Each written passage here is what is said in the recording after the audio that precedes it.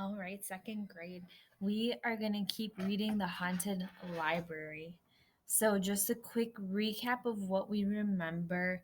We remember that Kaz is stuck in the library, and Claire, who is a human girl, can see him. And she has this book, and she records all the times that she sees different ghosts in the library or around town.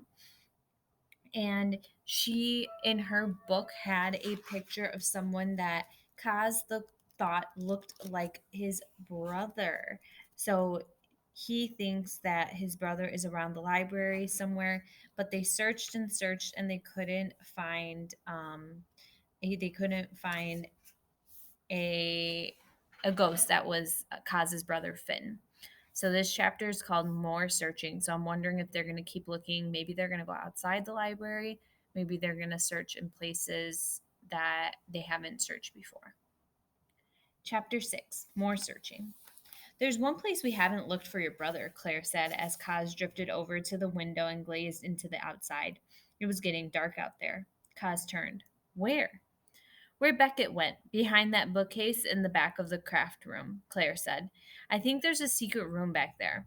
I've seen Beckett go back there a lot, but like he told you before, I can't get in there. There's no door or anything. You think Finn could be in there? Kaz asked hopefully. I think you should go find out. Kaz agreed, but there was one problem. I'm not very good at passing through walls, he admitted. Oh, Claire said. Well, is your brother good at it? Kaz almost laughed. Finn is good at everything. Then all you have to do is stand, or she glanced down at Kaz's feet, which hovered a few inches off the ground, float in front of the bookcase and call his name. If he hears you calling him, he'll come out, won't he? I don't know, Kaz said. I've been calling him for an hour. Maybe he hasn't heard you, Claire said. Or maybe he's hiding from you, like a game. Like hide and seek, Kaz thought. Finn loved hide and seek, but this wasn't a time for games. Kaz and Finn's haunt was gone. Mom, Pops, Grandmom, Grandpop, Little John, and Cosmo were all gone. If Finn was here, he and Kaz had to stick together. Kaz swam down the stairs across the entryway into the craft room and all the way to the bookcase at the back of the room. Finn, he called. It's me, Kaz. Are you back there, Finn? Kaz waited. Finn did not appear. Finn, Kaz said again. He turned his ear toward the bookcase and listened. Oops. He didn't hear anything. Kaz stared at the bookcase. Passing through a wall was something almost every ghost could do. Even little John could do it. There was no reason Kaz shouldn't be able to do it too. He stuck out his finger and slowly moved it toward the bookcase. No! As much as he wanted to, he just couldn't bring himself to step through that wall of books. Finn would have to come to him, if he was even back there. The truth was, Finn could be anywhere. He could be hiding in some secret room behind the bookcase. He could be hiding someplace else in the library, or he could be miles away from here. The entryway seemed to be the exact center of the library, so Kaz swam back in there. Then he yelled as loud as he could so Finn could hear him no matter where he was. No games, Finn. If you're in this library, come out. Come out right now. He paused to take a breath and then he added, I have to tell you what happened to our haunt. I have to tell you about Mom, Pops, and Little John. I have to tell you about Cosmo. Do you think he's going to come out, friends? Do you think Finn is there? Kaz waited and waited and waited some more. Finn did not appear. Kaz's shoulders sagged. Claire slowly walked over to him and tried to touch his shoulder, but her hand passed right through him. Ah, Kaz darted away. Don't do that. What? Claire asked. What'd I do? You made your hand pass through me. I don't like that. It makes me feel funny. Huh, Claire said. It just makes me feel cold. She pulled out her book and wrote that down. While she was writing, Kaz said, I guess you were right earlier. Finn's not here. Beckett must be the ghost all those kids saw earlier. Probably, Claire said. She strolled over to the big plant where the kids said they'd seen the ghost. But you know what? I've never actually seen him glow. I didn't see him today, and I didn't see him any of those other days either. So Kaz wasn't sure what she was getting at. So I can't prove that it was Beckett, Claire said. A good detective doesn't stop until she has proof. Maybe you and I should keep working on this case until we can prove that Beckett is the library ghost. Okay, Ka said with a shrug. What do we do? I don't know, Claire said. She stared at the wall behind the plant, as though she might find the answer there. After a little while, she turned back to Kaz. Detectives, like my parents, look for fingerprints and stuff when they want to know who did something. Do ghosts leave fingerprints? Kaz looked at his fingers. I don't think so. What about other evidence? Claire asked. What's evidence? Kaz asked. Stuff that links a suspect to a crime, Claire replied. Fingerprints, footprints, clothing fibers, DNA. This is where the ghost was last seen, so this is our crime scene. Beckett is our number one suspect, so if we could find something that belongs to him, then we could prove that he's the library ghost. She walked all around the plant. I don't know, Kaz said. I don't think ghosts have any of that stuff. Claire peered closely at each of the leaves. She picked one up and looked underneath it. Claire, Grandma Karen entered the room. She carried a box of. Kaz wasn't sure what all that stuff in the box was. What are you doing? Claire gulped. Nothing, she said, backing away from the plant. It doesn't look like nothing. Grandma Karen shifted the box from one hip to another. She glanced around like she didn't want anyone to hear her. Then she leaned close to Claire and whispered, Are you trying to find the library ghost? Claire looked at Kaz. Kaz couldn't stop staring at the pink string in Claire's grandma's hair. Listen to me, Claire, Grandma Karen said. Ghosts like to be left alone. If you don't bother them, they won't bother you. Stop teasing me, Grandma. I know you don't believe in ghosts. What makes you think I don't believe in ghosts? Grandma Karen asked. Claire studied her grandma. You mean you do believe in ghosts? That's a conversation for another day, Grandma Karen said as she took Claire by the hand and steered her towards the stairs. Right now it's closing time. Why don't you go upstairs and get ready for bed? I'll be up to tuck you in as soon as I've shut down all the computers, turned out the lights, and locked the door. What do you guys think? Do you think Grandma Karen believes in ghosts?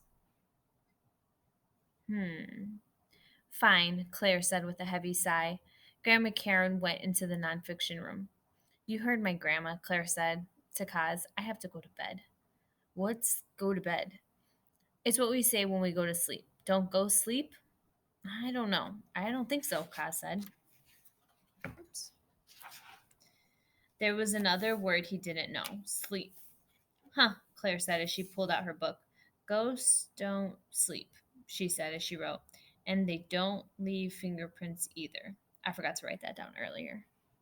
Kaz wished she had some way to keep track of everything he was learning about solids. Will you still be here when I wake up in the morning? Claire asked, stuffing her book back into her bag. Kaz shrugged. Probably, he said. Where would he go? If he went anywhere, he'd have to go back into the outside, and Kaz certainly didn't want to do that. Good, Claire smiled. Then I'll see you in the morning. We'll continue our investigation then.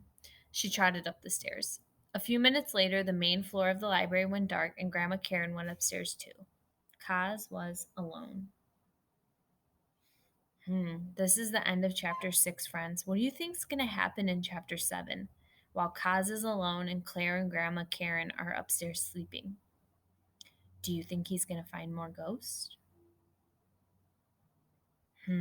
Let's read and find out. Chapter 7, The Long Night. Kaz still didn't understand what sleeping was. Obviously, it was something that took a long time. How long, he wondered as he floated around the upstairs turret room. Even though he had just met Claire, he missed her. He missed his family even more. Kaz peered into the outside night. He wondered where Mom, Dad, Little John, and Cosmo were. Did they find their way to new haunts, or were some of them still blowing about in the outside? What about Finn and Grandmom and Grandpop? Would Kaz ever see any of them again? Back at his haunt, nighttime was when the family told stories. But here in the library, without Claire for company, Kaz didn't know what to do with himself during the dark hours of the night. Kaz drifted down the hallway. He knew Claire was behind one of those closed doors. She'd said earlier that one of those rooms was hers, but he couldn't remember which one. He heard a strange rumbling from from behind one of the doors. It sounded like, well, Kaz didn't know what it sounded like. He'd never heard a sound like that before. Hello, Claire? He said outside the door. Claire didn't answer. Kaz heard a softer rumbling from the behind the door across the hall. He swam over. Claire, he said again, are you in there? What's that noise? Kaz sucked his body in and made himself as flat as he could. He dived down and tried to swim under the door, but the floor here was different than it had been in the old schoolhouse. It was fuzzy and thick, and it stretched all the way to the bottom of the door. Kaz couldn't swim under this door. He sighed. What do you think is there, friends? It was fuzzy and thick, and it stretched all the way from the bottom to the bottom of the door. Do you think it's maybe carpet or a rug? Bored, he wafted down the dark hallway, across the, what did Claire call this room? The living room? And down the stairs. When he reached the entryway, he noticed a light coming from the nonfiction room. Didn't Claire's grandma turn out the lights when she went upstairs? Didn't turning out the lights make the library dark? Kaz wafted over and peered around the doorway. He saw a light shining in the corner of the room. The ghost man, Beckett, hovered near the light with a book in his hands, a solid book. Kaz stared. It wasn't easy for a ghost to hold onto a solid object. Kaz wondered how long Beckett had been doing it. He's reading. Well, are you going to stay there in the doorway or are you going to come in? Beckett asked as he reached out a ghostly hand to turn the page in the solid book. Kaz was surprised that Beckett knew he was there. How long have you been holding that book? He asked as he swam into the room. About an hour, Beckett replied. My record is an hour and a half. Wow, Kaz was impressed. Beckett sniffed. Unfortunately, I can't practice during the day with all those solids coming and going. It's difficult to even read at a table during the day. That solid with the pink stripe in her hair keeps grabbing my books out from under me and putting them away. Kaz could see how that would be a problem. Beckett set his book down on the table, then glided over to Kaz. I don't believe we've been properly introduced. I'm Beckett. He tipped his hat. Kaz. Well, Kaz, I was a little surprised you didn't follow me back to my private haunt earlier. I don't extend an invitation to every ghost I meet, you know. Imagine if word got out that there was a secret place no solid could ever get into. I'd be overrun. But you didn't even want to join me. It's not that I didn't want to, Kaz said, lowering his eyes. It's just, well, I sort of don't like to pass through walls. You can't pass through walls? Beckett gasped at Kaz. I didn't say I couldn't, Kaz said. I said I don't like to. Beckett said. So you'd rather spend time with that solid girl than pass through a wall? Well, Kaz said. Actually, he would rather spend time with Claire than pass through a wall. You don't like solids much, do you? Kaz said. Nope, Beckett said, making no apologies. Kaz wasn't surprised. It was probably how most ghosts felt. Is that why you've been glowing in the library? Kaz asked. Are you trying to scare the solids away? What? I haven't been glowing in the library, Beckett said. I haven't glowed in 20 years. I don't even know if I can still do it. Really? Kaz said. Beckett shrugged. Why would I even want to? It's most distressing that that solid friend of yours can see us all the time. Why would I want to make myself visible to other solids? If Beckett wasn't the library ghost, then who was? Kaz couldn't wait to tell Claire what he'd learned. Beckett wasn't the library ghost. Kaz swam up the stairs, across the living room, and down the hall to where those closed doors were. They were still shut. Claire must still be sleeping. Is she going to sleep all night? Kaz wondered. We know that she probably will. While Kaz floated up and down the upstairs hallway waiting for Claire to stop sleeping, he heard a noise. It sounded sort of like solid footsteps. Downstairs, maybe even in the outside. But they were getting closer and closer. Kaz floated over to the stairs to see what was going on. The door to the outside slowly started to open, and a shadow appeared on the entryway floor. The shadow grew larger and larger and larger until the door opened all the way and Claire's mom and dad walked in. I am so tired, Claire's mom said, closing the door behind them. It's been a long night, Claire's dad said with a yawn. He glanced toward the nonfiction room. Looks like Mother left a light on again. He walked into the room and the light went out. Hey, Kaz heard Beckett exclaim. I was using that.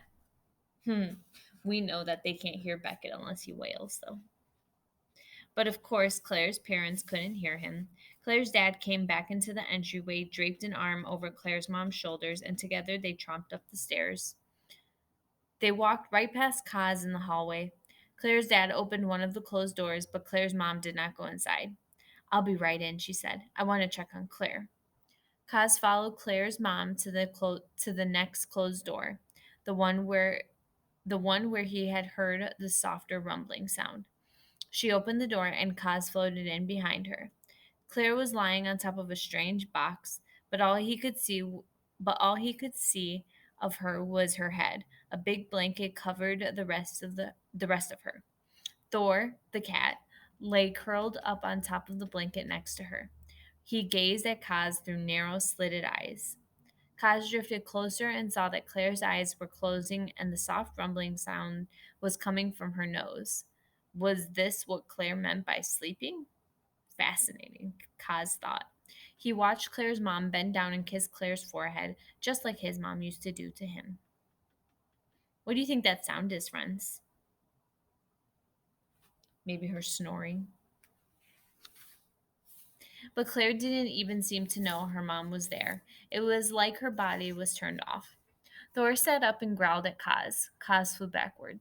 What's the matter, Thor? Claire's mom whispered to the cat. Do you see something out the window? She turned and looked right through Kaz. The cat leaped down from the bed and padded out of the room. Claire's mom shrugged. Then she left too, closing the door behind her. Once again, Kaz was stuck in a room with Claire.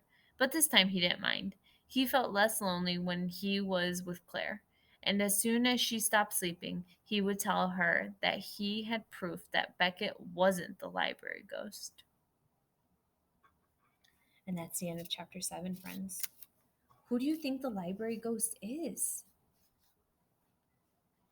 I don't know. We'll have to keep reading to find out. But what are your guesses?